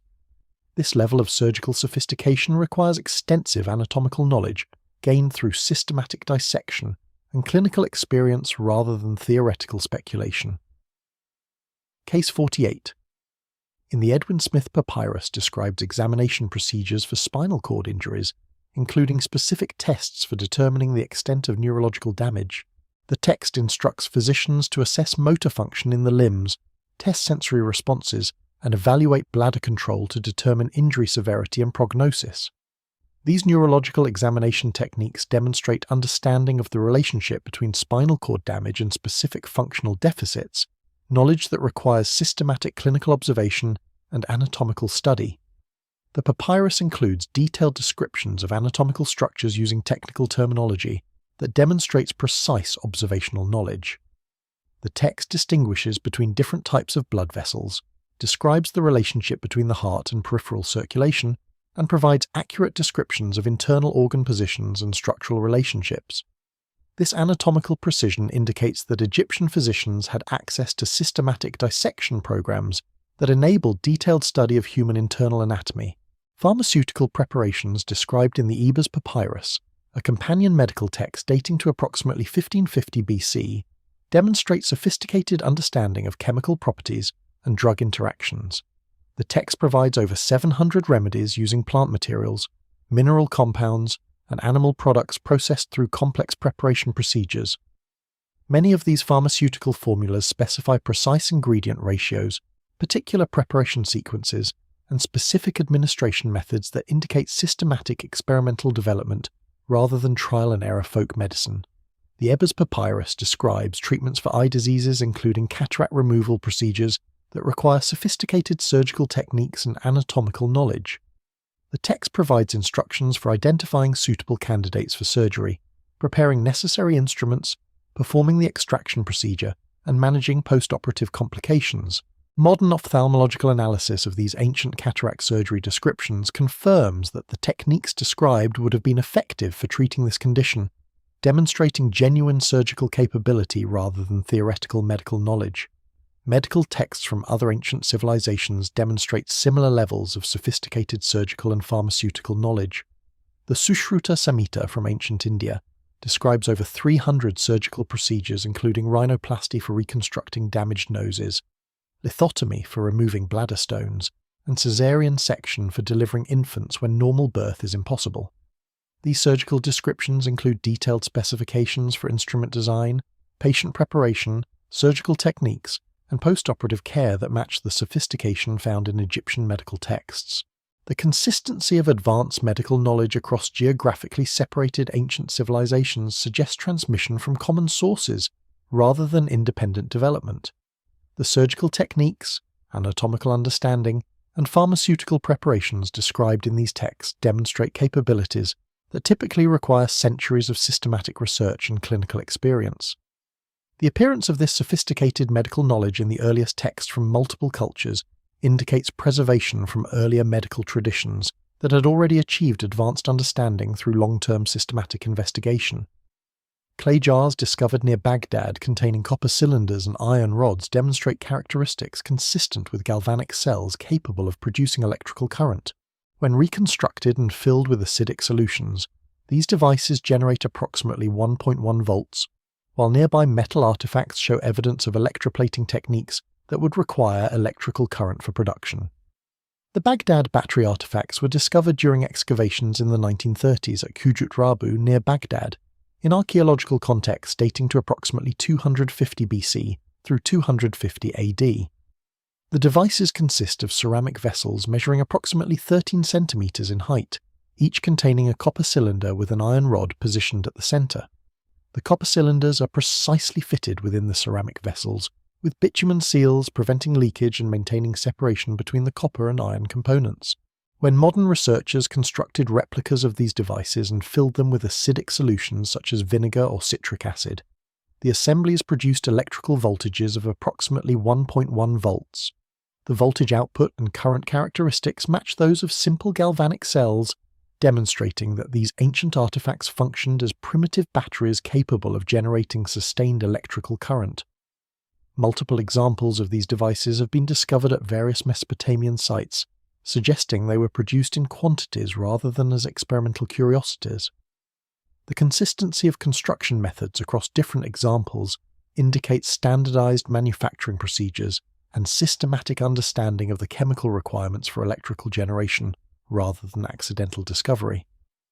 Analysis of metal artifacts found near the battery sites has revealed evidence of electroplating techniques that would require electrical current for their production. Silver-plated copper objects and gold-plated jewellery show uniform coating thickness and adhesion characteristics consistent with electrochemical deposition rather than mechanical application of metal coatings. The quality of these platings matches results achieved through modern electroplating processes, indicating that ancient craftsmen understood the principles of electrical metal deposition. The discovery of similar galvanic devices at sites throughout the ancient world suggests that electrical technology was more widespread than previously recognized. Artifacts resembling the Baghdad batteries have been found in Egypt, India, and other regions where advanced metallurgy was practiced, indicating that knowledge of electrochemical processes may have been transmitted across ancient trade networks. The consistency of design elements across these geographically separated finds suggests a common technological tradition, rather than independent invention. The technical knowledge required to construct functional galvanic cells includes understanding of electrochemical principles, selection of appropriate electrode materials, preparation of effective electrolyte solutions, and management of electrical output for practical applications. The sophistication of this knowledge and its systematic application across multiple sites and extended time periods argues against dismissing these artifacts as accidental chemical curiosities. The integration of electrical technology into metalworking procedures demonstrates practical application rather than purely theoretical understanding. Administrative texts from Mesopotamian temple workshops describe specialized craftsmen who produce certain types of gilded objects using procedures that match electroplating techniques. These texts reference the use of special solutions and metal arrangements that correspond to the battery configurations found in archaeological contexts. The implications of ancient electrical technology extend beyond simple electroplating applications to raise questions about other potential uses of generated electrical current. Some researchers have proposed that electrical devices may have been employed for medical treatments, communication systems, or other applications that left no surviving physical evidence. While such speculations remain unproven, the demonstrated existence of functional galvanic cells in ancient Mesopotamia establishes that basic electrical technology was available to ancient civilizations far earlier than conventional technological history acknowledges.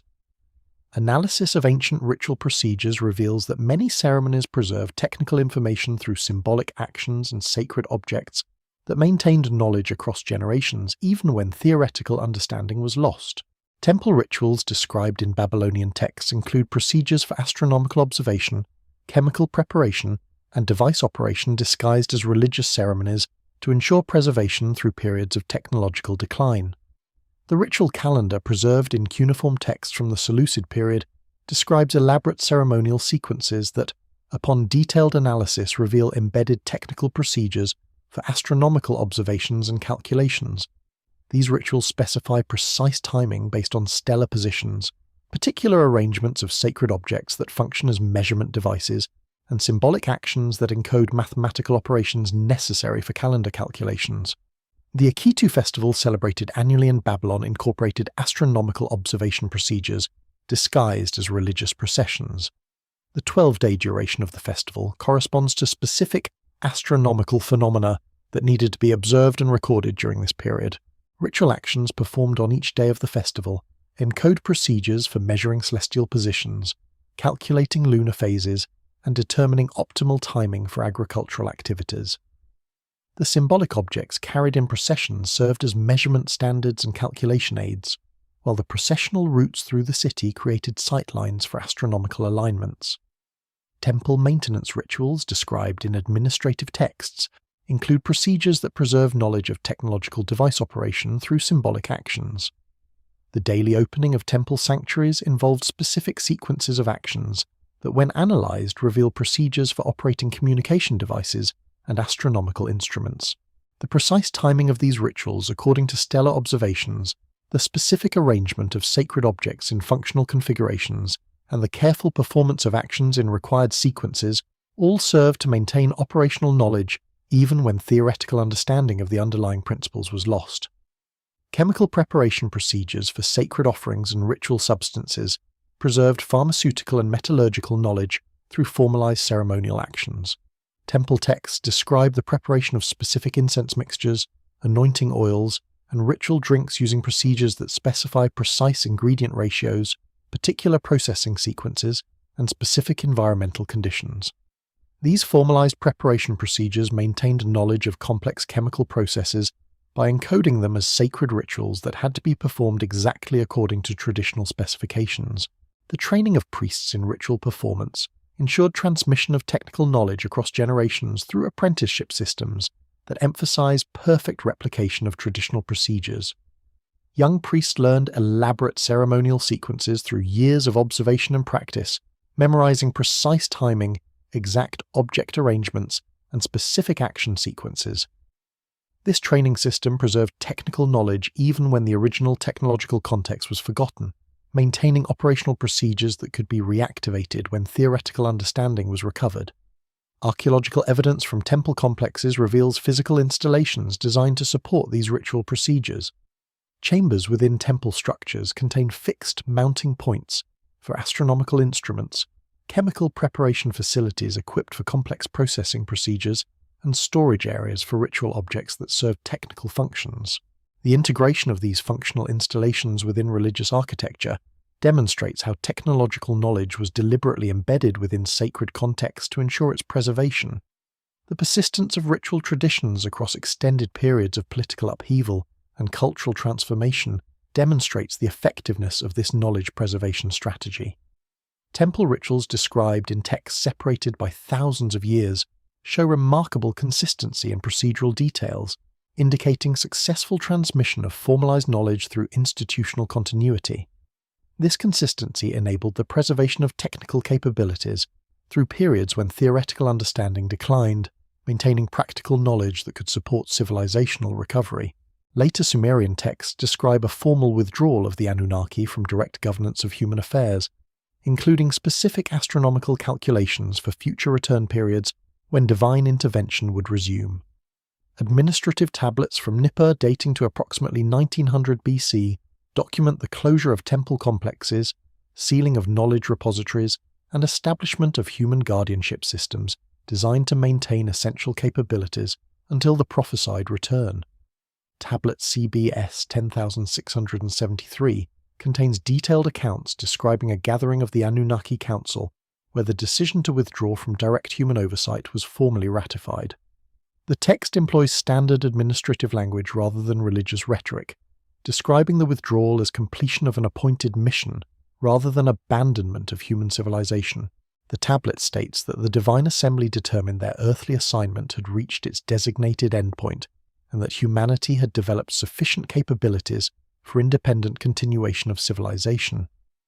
The matter-of-fact tone and bureaucratic precision of this description indicates the scribes were recording what they understood to be actual administrative proceedings rather than composing mythological narratives. Archaeological evidence from Nippur itself supports these textual accounts through discoveries of systematic temple closure activities. Excavations in the temple precinct revealed offering tables left in their final positions, ceremonial vessels abandoned mid-use, and sacred areas that show abrupt cessation of ritual activities around 1950 BC. The sacred spaces show no signs of violent destruction or gradual decline, but rather deliberate preparation for long-term closure.